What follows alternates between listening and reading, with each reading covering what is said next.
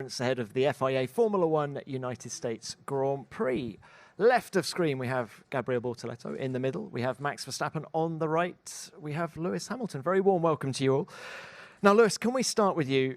I can see the headlines now. Ferrari driver on a prancing horse. Tell us what you've been up to during the build-up. I believe he was called Jack.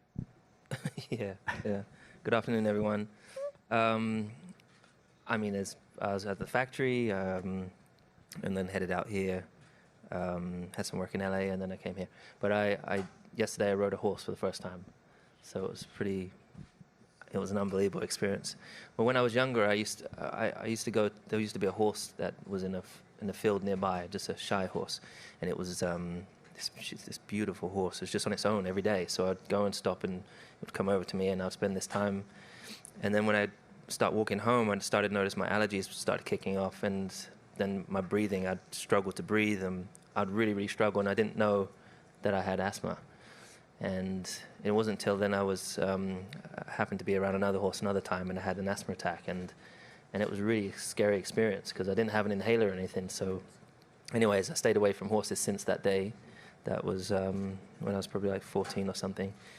And I went through this desensitization program because my allergies were crazy, particularly for hay fever in the UK, and I didn't think anything of it. I hadn't thought about it, and I did a shoot at the beginning of this year with a horse for the Time 100 magazine, and I took medication, but antihistamine, but I was able to be around this horse no problem. So yesterday I did a shoot with a horse for Plus 44, and I was like, can I ride it? And I got on, and it was just, wow. It was an amazing experience. And then the horse started moving, and it started to gallop. And I was like, God, I didn't know what to do in that moment. So I panicked a little bit.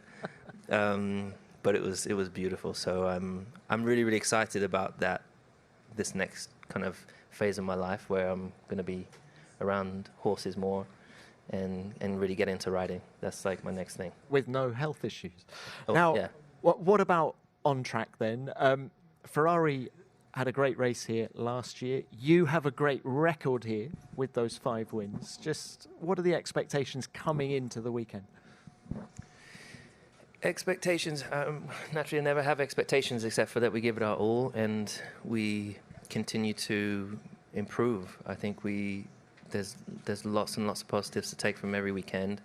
And there's lots of areas that we can improve on. So I think we spent time after the last race going through areas that we can improve on, and I really think that this weekend we can take a step forward of extracting more from the car that we have. You know, we've not moved the car forwards in terms of performance, but there is more performance in the car that if we execute a little bit better, I think we can extract more. So that's the goal.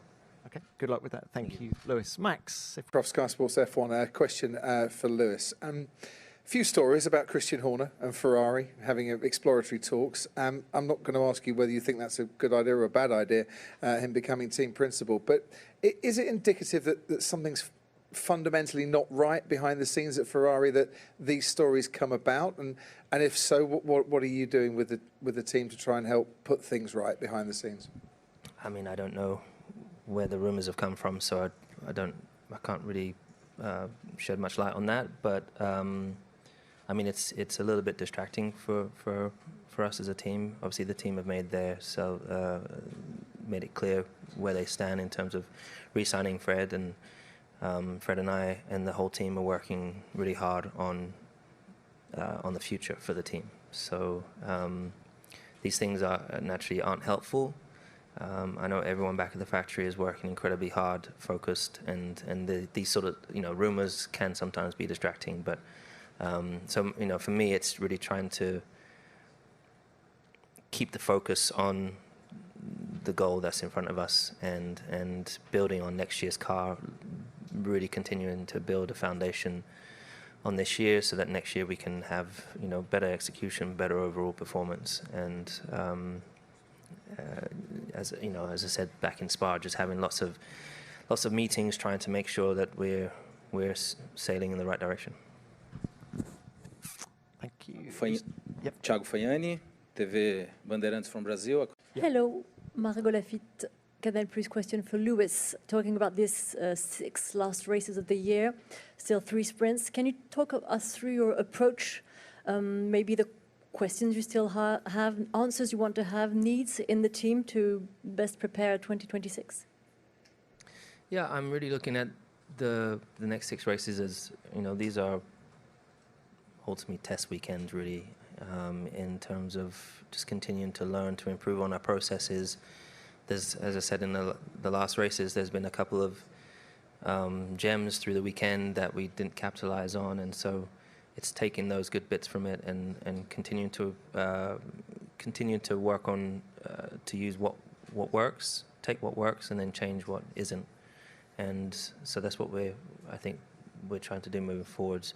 I think it's continuing to build on the relationships, continue to build on communication, and